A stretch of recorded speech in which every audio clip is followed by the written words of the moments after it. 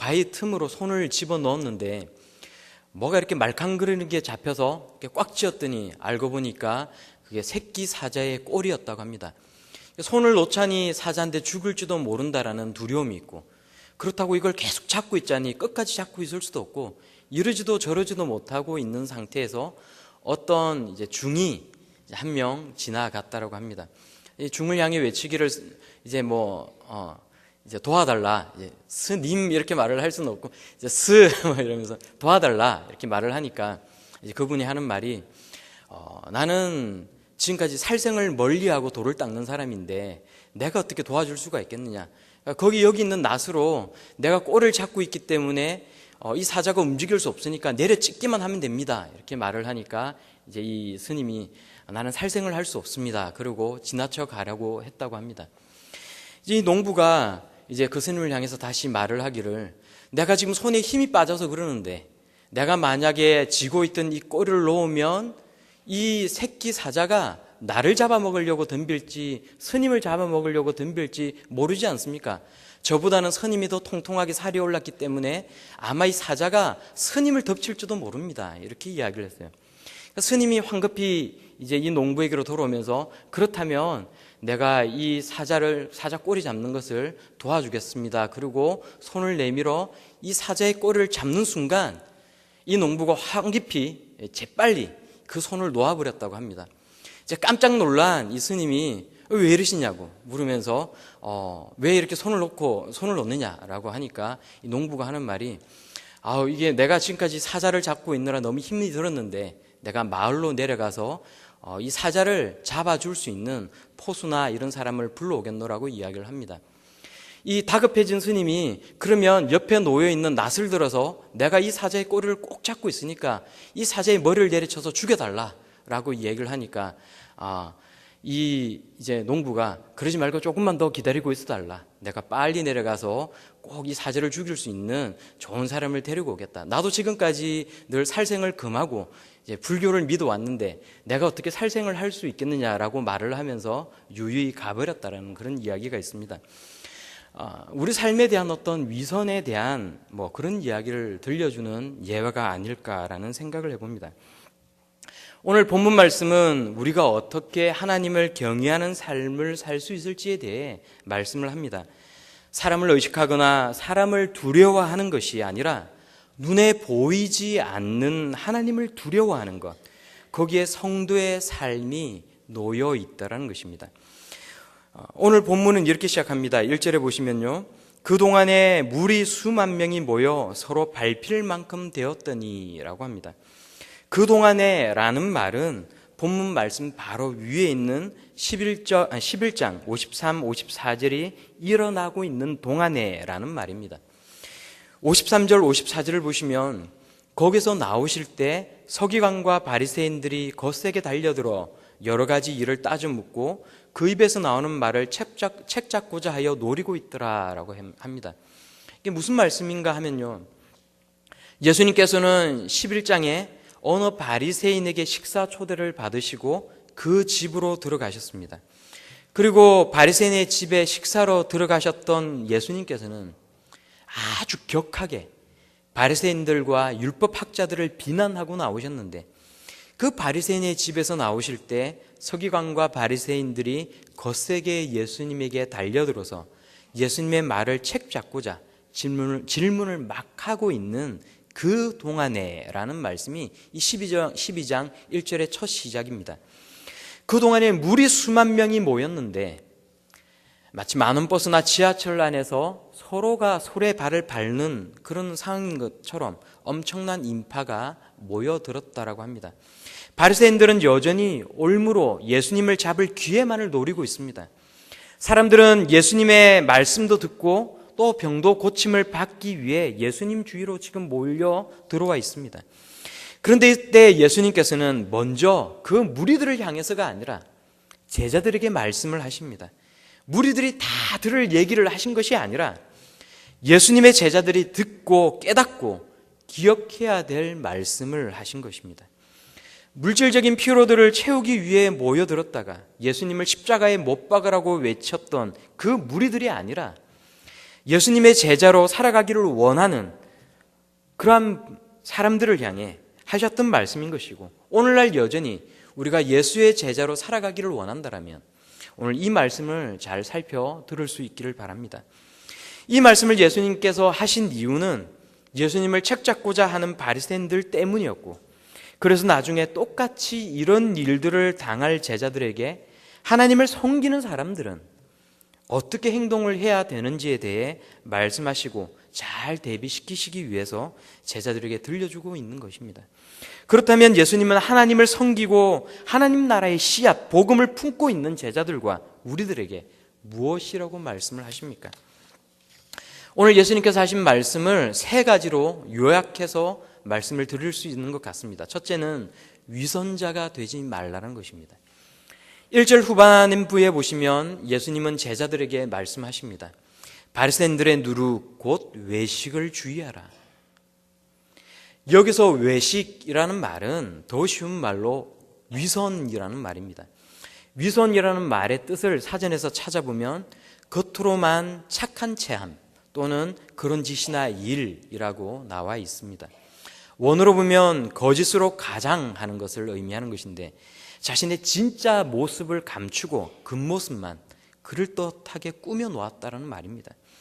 예수님은 11장에서 바리새인들의 위선과 외식에 대해 말씀하시기를 겉은 깨끗이 하지만 속에는 악독과 탐욕이 가득하다라고 말씀하십니다. 특별히 예수님께서 위선을 누룩에 비유하신 것은 사실과 다르게 부풀려져 있고 신속히 다른 밀가루 반죽에 퍼지면서 발효를 일으키는 영향을 끼치기 때문에 그렇습니다. 혹시 공갈빵이라는 것을 아십니까? 부산의 길거리에 가면 많이 파는 빵인데요. 이게 빵이 제법 큽니다. 이렇게 뭐 이까지는 아니고 제법 이렇게 큽니다. 근데 이걸 막상 한 입 가득히 이렇게 물 것을, 입안 가득히 빵이 씹힐 것을 생각하고 이걸 앙 하고 베어 물면 껍데기만 바스락거리면서 이게 입에 씹힙니다.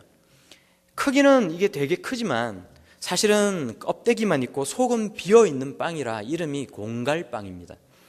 뭔가 대단한 사람이고 거룩하고 선한 사람인 줄 알았는데 그 속은 뻥 비어있는 그런 사람, 그 사람들이 바로 이 바리새인들인 것입니다. 그리고 이런 위선은 강한 전념성이 있기 때문에 순전한 사람들까지 다 오염을 시켜 놓습니다. 그러므로 제자들에게 너희는 바리새인들의 누룩 곧 위선을 주의하라고 말씀하신 것입니다. 때로는 우리가 어디까지가 위선인가 헷갈릴 때도 있습니다. 내가 도박을 너무 좋아하는데 그러면 교회에서 저는 도박이 너무 좋습니다라고 다 표를 내야 하는 것인가? 물론 저는 도박을 좋아하지 않습니다. 미나트도 칠 줄도 모르고 그래서 혹시나 있을 오해를 대비하기 위해 제일 저하고 관련 없는 것을 제가 예를 들고 있는 건데, 혹시나 저를 보시면서 정말 도박을 좋아할 것 같이 생겼다라고 말씀하실 분은 없으리라고 믿습니다. 제가 무슨 경마나 무슨 내기화투나 카드놀이 같은 도박을 좋아한다라고 가정할 때 교회 덕을 세우기 위해서 그것을 감추는 것 자체는 절대로 위선이 아닙니다. 제가 집에서 너무 가정적이지 못합니다. 그런데 설교를 하면서 저는 너무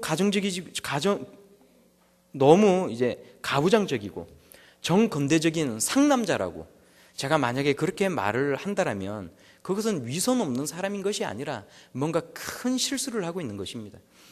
교회 덕을 세우기 위해 굳이 하지 말아야 할 말을 하지 않는 것과 위선과는 아무런 관련이 없는 것입니다. 내가 싫어하는 사람이 있는데 굳이 그 사람을 싫어하는 티를 내는 것, 그것은 잘못하고 있는 것이고요. 그런 티를 내지 않는 것은 위선과는 아무런 상관이 없는 것입니다.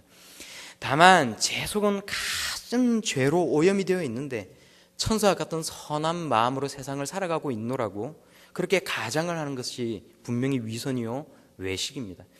그리고 이러한 위선은 결국 다 밝혀질 것이라고 예수님은 말씀합니다. 오늘 우리가 계속해서 말씀을 보시면요, 감춘 것이 드러나지 않을 것이 없고 숨긴 것이 알려지지 않을 것이 없나니 이러므로 너희가 어두운 데서 말한 모든 것이 광명한 데서 들리고 너희가 골방에서 귀에 대고 말한 것이 지붕 위에서 전파되리라 라고 말씀합니다. 예수님께서 말씀합니다. 너희가 아무리 겉은 그럴듯하게 꾸며놓고 썩 괜찮은 사람인 것처럼 위장을 하지만 그 속에 있는 추한 것이 드러나지 않을 것이 없고 꼭꼭 숨겨놓은 나쁜 마음이 다 알려지지 않을 것이 없다. 몰래 숨어서 남을 험담하고 거짓으로 욕하고 모략으로 꾸민 것들이 밝은 빛 속에서 울려 퍼질 것이고 캄캄한 골방에서 속삭인 것들조차도 지붕 위에서 다 퍼질 것이다 라고 말씀하고 있는 것입니다. 비록 사람을 속일 수는 있지만 하나님은 속일 수가 없고 그 외식과 악독한 생각과 감정은 다 드러날 것이라고 예수님은 말씀하고 있는 것입니다. 그런데 이렇게 위선적인 사람이 되는 이유는 무엇입니까? 내가 조금 더 좋은 사람으로 다른 사람에게 비춰지기를 원해서입니까? 아니면 사람들과 어떤 적당한 거리를 유지한 채 그냥 내가 어떤 평온한 마음으로 살아가기 위해서입니까?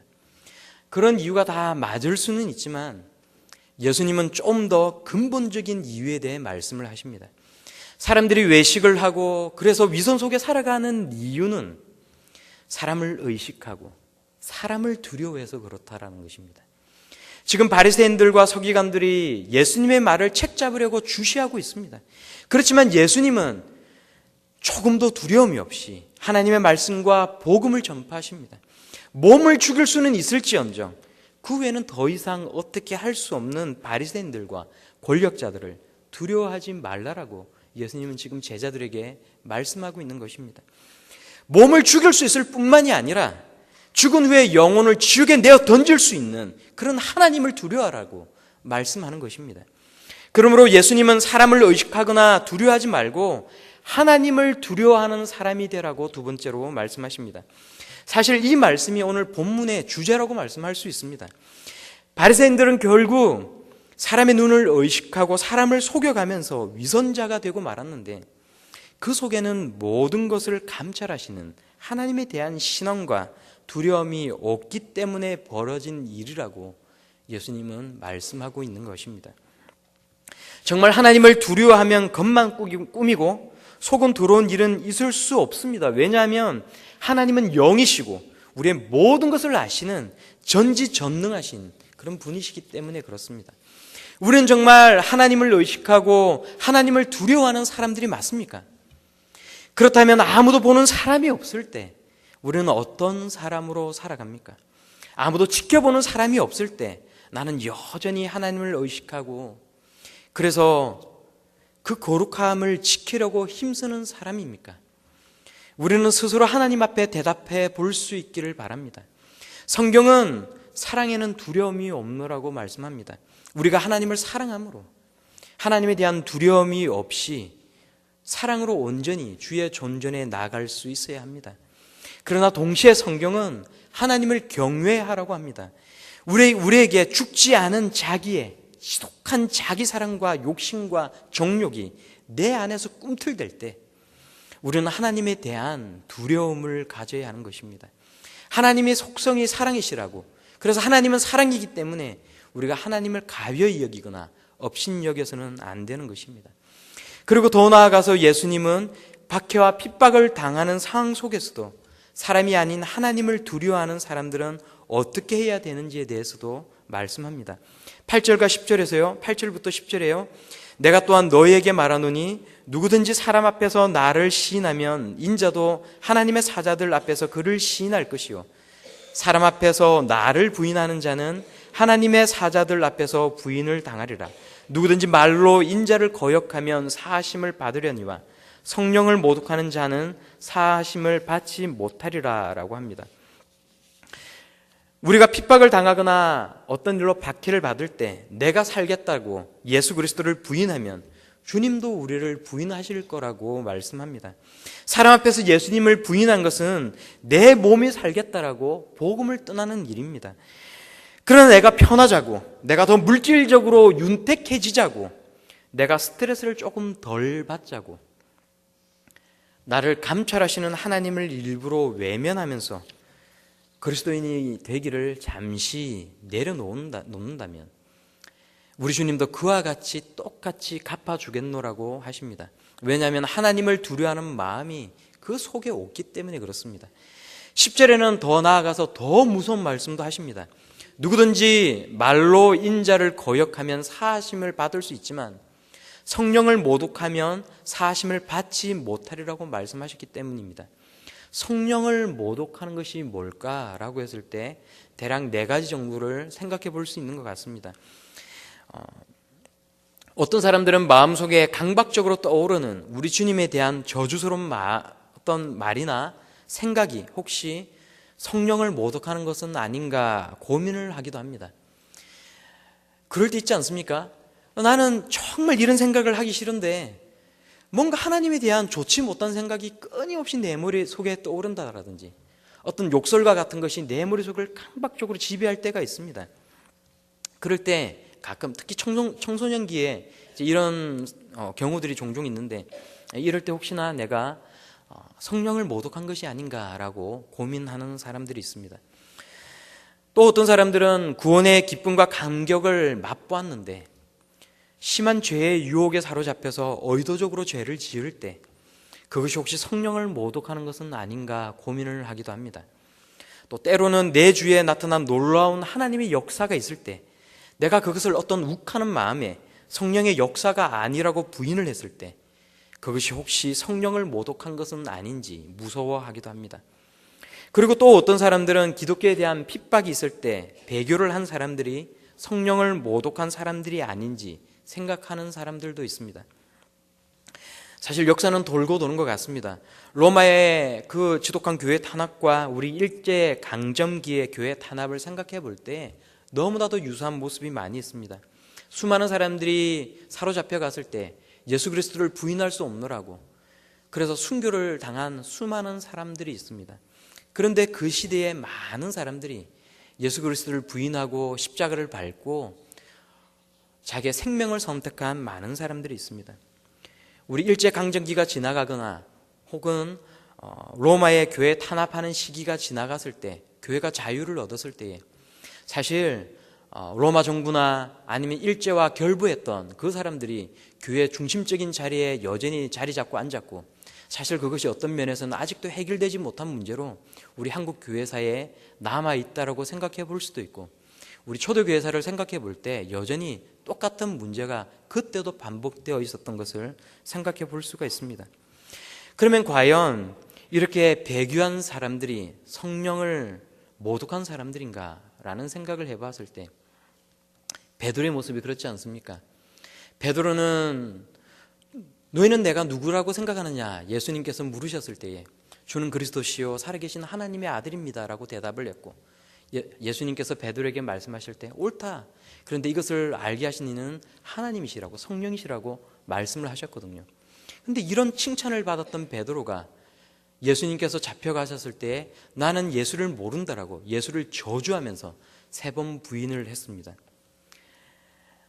똑같이 배교한 상황이라고 얼마든지 우리가 생각해 볼 수 있지 않습니까?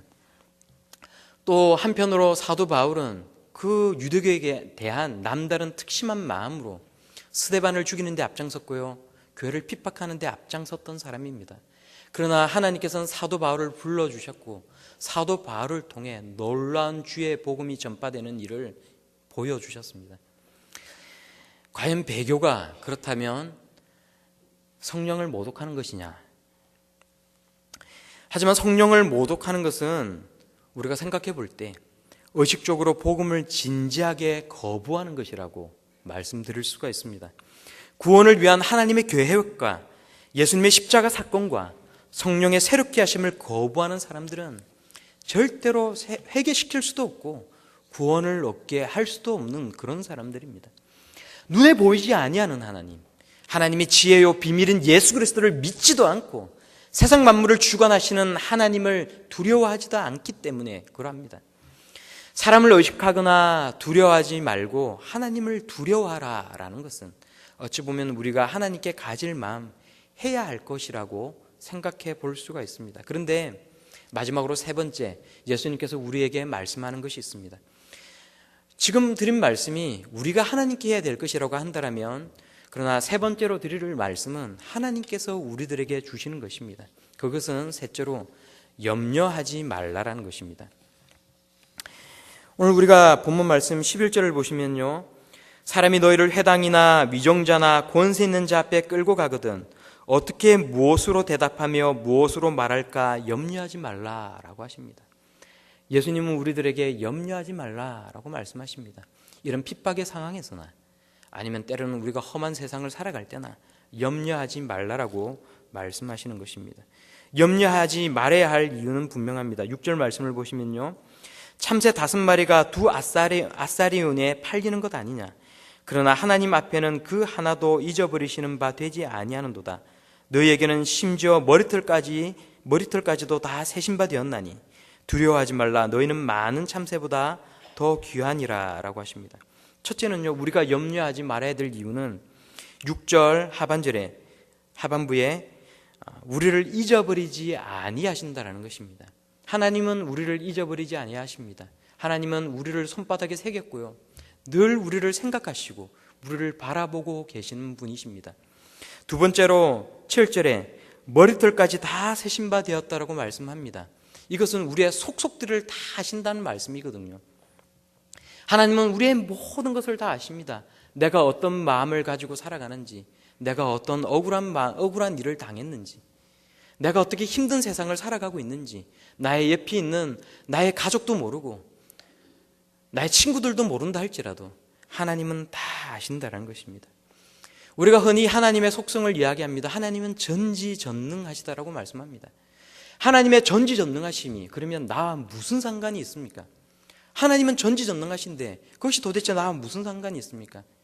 하나님은 전지전능하시기 때문에요, 나의 모든 것을 아십니다. 남에게 이야기하지 못하는 나의 상황, 내가 아무 일도 없는 듯이 교회에 나와서 웃고 앉아있지만 내 마음속에 있는 아픔과 고민을 하나님께서는 다 아십니다. 하나님은 능치 못하시는 것이 없으신 분이십니다. 그것이 나와 무슨 상관이 있습니까? 하나님은 능치 못하는 것이 없으시므로 내가 도저히 해결될 수 없을 것 같은 나의 상황을 하나님은 다 해결시켜 주실 수가 있는 것입니다. 오늘 우리 계속해서 6절 말씀을 보시면요, 참새 5마리가 두 아사리온에 팔리는 것 아니냐. 그러나 하나님 앞에는 그 하나도 잊어버리는 바 되지 아니하는도다 라고 합니다. 아사리온이라는 것은 당시에 가장 적은 동전의 단위거든요. 참새 5마리가 두 아사리온에 팔린다는 것은 우리가 생각해 본다면 우리가 길거리에 나갔을 때에 우리가 떡볶이, 작은 밀가루로 된 떡볶이를 생각해 볼 수 있습니다. 마치 참새 5마리의 가치는 우리가 그냥 동전을 주고 사 먹을 수 있는 그런 떡볶이, 밀가루로 된 떡볶이와 같은 그런 아주 작은 것인데, 그러나 하나님께서는 그것까지도 다 아시고 우리의 머리털까지 세신 바 되실 정도로 우리의 모든 상황까지도 다 속속들이 알고 계시다라고 말씀하고 있는 것입니다. 마지막으로 우리가 염려하지 말아야 될 세 번째 이유는 7절 하반절에 보시면요, 두려워하지 말라. 너희는 많은 참새보다 더 귀하니라 라는 말씀입니다. 우리가 귀하다라는 것입니다. 하나님께는 우리가 너무나도 소중한 존재라는 것입니다. 나는 내가 생각해 볼 때 아무것도 아닌 하찮은 존재라고 생각되어질 때가 있습니다. 나의 가치가 너무나도 가볍고 가벼운 사람이라고, 나는 그렇게 존재감이 없는 사람이라고 생각되어질 때도 있습니다. 그러나 그것은 나의 생각일 뿐이지 하나님은 내가 너무나도 소중한 사람이라고 생각하신다라는 것입니다. 하나님은 여러분들을 바라보실 때 여러분을 향해 너희는 너무나도 소중한 존재라고 말씀하시고 생각하신다라는 것입니다. 그러므로 염려하지 말라라고 하나님은 말씀하고 있는 것입니다. 우리가 하나님을 믿어 하나님의 자녀가 된 것이요, 그것은 모두가 하나님의 은혜입니다.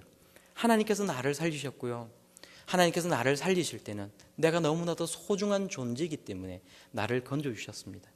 우리의 구원은 흔들리는 것이 아닙니다. 내가 때로 살아가다가 하나님 앞에 실수하고 나의 지극한 자기사랑 때문에 내가 하나님 앞에 죄를 범하고 넘어질 때 하나님은 우리를 버리시는 분이 아니십니다. 하나님은 나를 어찌나 사랑하시는지 나의 속속들을 아시고 나를 귀중하게 바라보고 계시다라고 말씀하고 있는 것입니다. 그러므로 하나님께서 나를 살리셨습니다. 그리고 앞으로도 하나님께서는 나를 살리실 것입니다. 내가 험한 길 갈 때, 하나님께서 원치 않는 딴 길을 갈 때 하나님은 그냥 흘려버리지 아니하시고 나를 건져주시고 하나님께서 원하시는 바른 길로 인도하실 것이고 나를 살려주실 것입니다. 이 믿음을 가지고 새롭게 시작되는 한 주간도 하나님을 의지하시고 하나님을 바라보며 살아갈 수 있는 우리 귀한 성도님들 다 되시기를 예수님의 이름으로 축원합니다. 기도하겠습니다. 사랑과 은혜가 많으신 아버지 하나님, 하나님은 죄를 사랑하시는 분이십니다. 죄는 하나님 앞에 너무나도 소중한 존재입니다. 하나님 앞에 특별한 존재입니다. 주님, 이 믿음 가지고 하나님 앞에 살아갈 수 있는 저들의 귀하고 복된 발걸음 다 되게 하여 주옵소서. 예수님의 이름으로 기도드리옵나이다.